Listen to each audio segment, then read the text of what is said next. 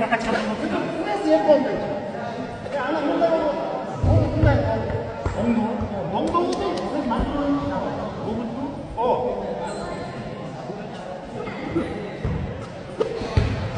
엉덩이 때문에. 와. 맞섰다 그랬습니다.